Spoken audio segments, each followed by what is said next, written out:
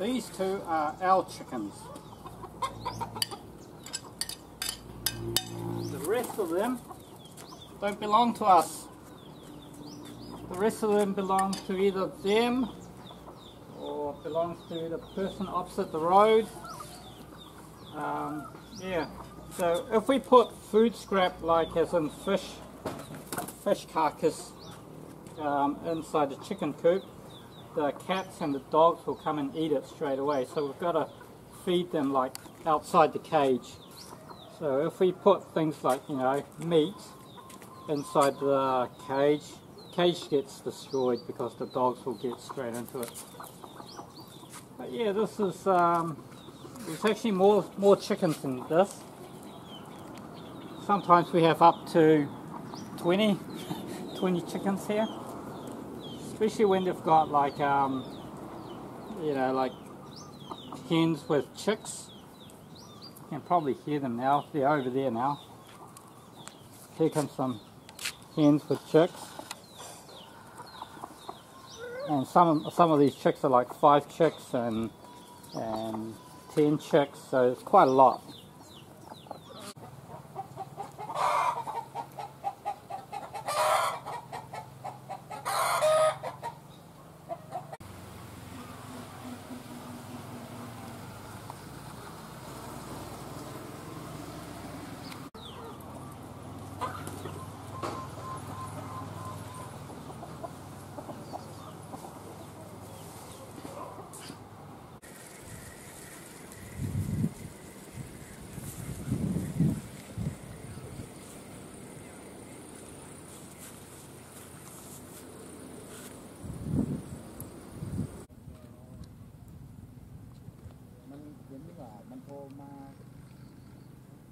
Well, here comes morning tea.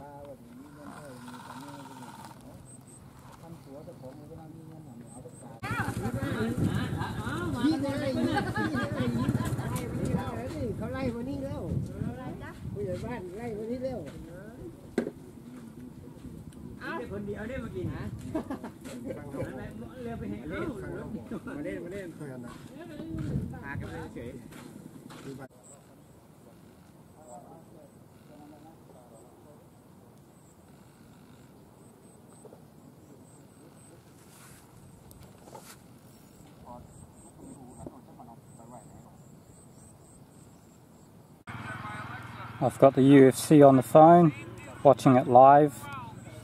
Got my meal. Not really fishing, is it? I mean, nobody's really caught anything since I've been here. I think one person did catch 2 fish this morning before I got here anyway. But there is one person that's always catching. Like every time I'm here, he's always catching. And he is located over there. Not that guy. There's another guy fishing over there. Every time I'm here, he always catches something. But just only him. Nobody else. Anyway.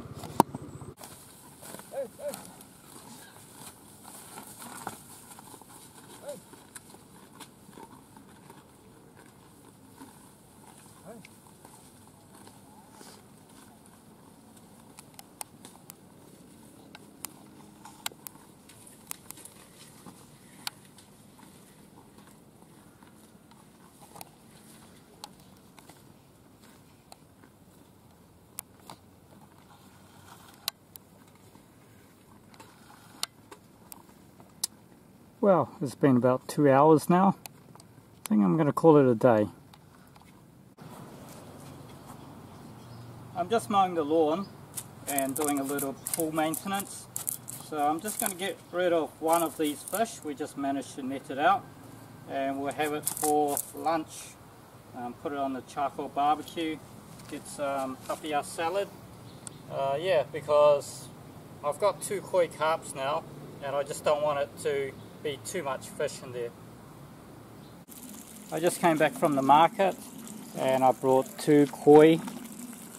They're beautiful fish, absolutely beautiful. Can't believe I used to kill these. Used to bow fish them, but yeah, I probably think twice now. I think living here has kind of, you know, made me think twice about killing things.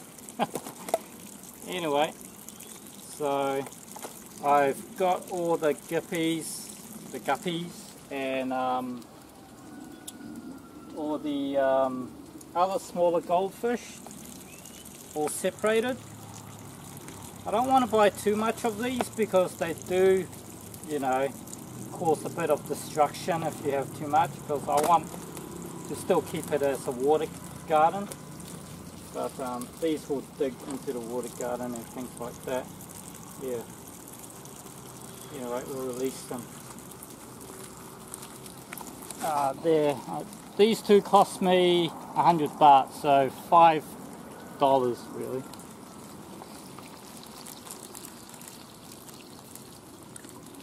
Wow, that looks so cool in the water. It's a little bit dark because it's past 6 o'clock, so you won't see them as much, and I'll just have to clean up a little bit around the pond area as well. But yeah.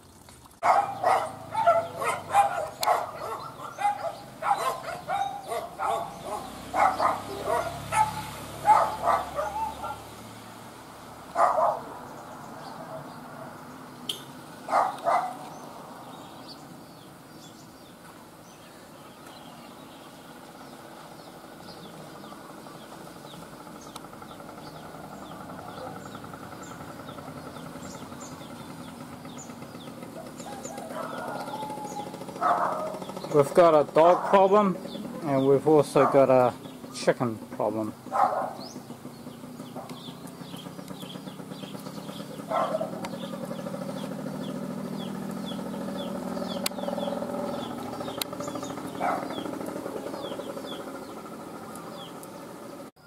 On this countryside where the rice field is, a construction worker has dumped all this building waste here. I'm going to collect some concrete slabs and some bricks and whatever I can find and use it to build a little bit of a wall. At the moment there are dogs coming in and out through this way. You can tell those are paw prints. So they've just been going in either trying to get fish or having a drink or whatever, but it's annoying. What I'm trying to do is I'm trying to build the wall up to be that high, because if it floods, or when it floods, this area can flood. If we have hours and hours and hours of heavy rain, that it will flood, and it will flood up to around about this much. So if I build a wall of stone or concrete or whatever, and then fill up all the tiny gaps like in there, when it does flood, the water just raises up to here before it starts draining out to the stormwater system near the road. But that means that the fish can't get out. That's the plan anyway. So far it hasn't flooded since I finished the whole project. It only flooded once while we were building that house there. Anyway, so I've got my stones and I'll do some stonework. So this is what it looks like before, and I'll show you what it looks like after. Here is the finished result. It's a little bit taller. Of course the dog isn't going to be too worried about that, but it does give them a little bit of barrier to make them think twice of jumping in. and it does a nice job of hiding the black the black pond liner away. Hard to see because it's so sunny.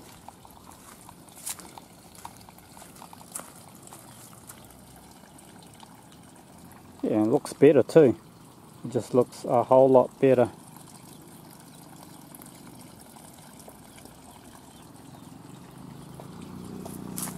Also, I've got some concrete slabs which I've made into pavements. So that's all good.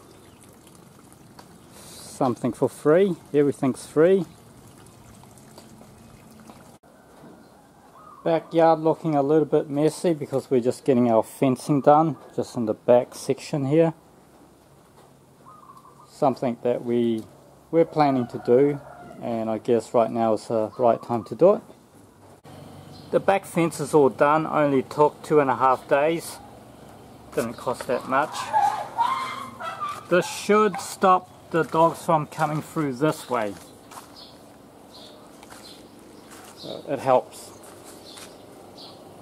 I've got about 6 fish in the pond which are not eatable. They are koi and goldfish. The rest, when they grow up, they can be eaten.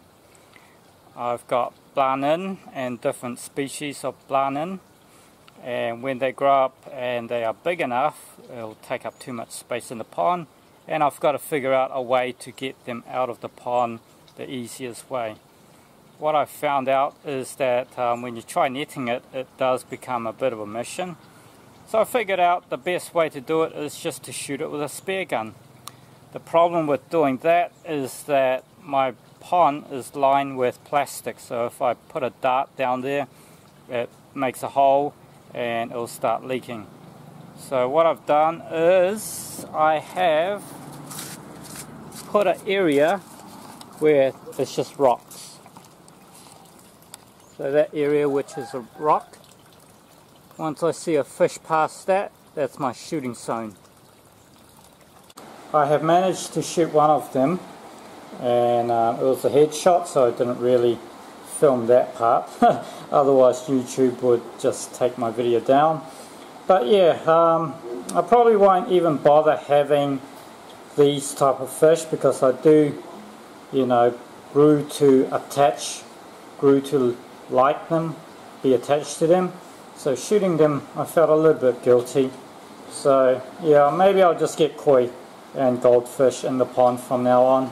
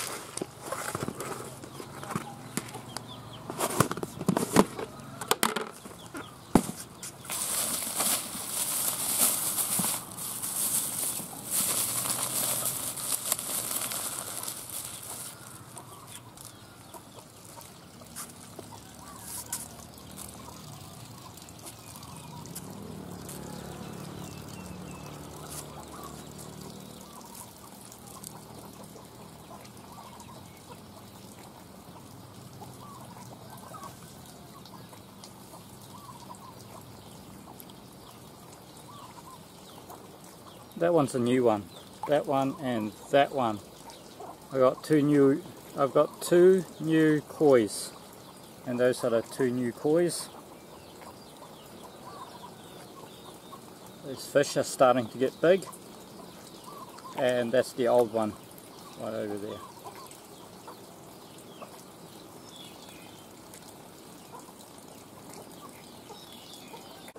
This is what's happening in the garden section. I've just been growing watermelons because they grow like weeds during the raining season, and I am having some success doing it. Like I said in the past, I don't really bother on growing my own food because the locals here do such a great job of growing products and it's just only starting from 50 cents, you know. So I'm happy to just support the local business, local farmers and growers, just to support them. I grew these bananas because I want it to be shade to the house, which kind of, yeah, it is a bit of shade. Helps keep the place nice and warm. And check out this size banana. This is a monster of a banana tree. That must be, I don't know, it must be like close to 5 kgs worth of bananas just in that bunch. Ladyfinger bananas. This has been quite successful because it's just getting free water from our washing machine. It just drains down there and gets all the water, so it grows quite well. But yeah, looking forward to picking that up.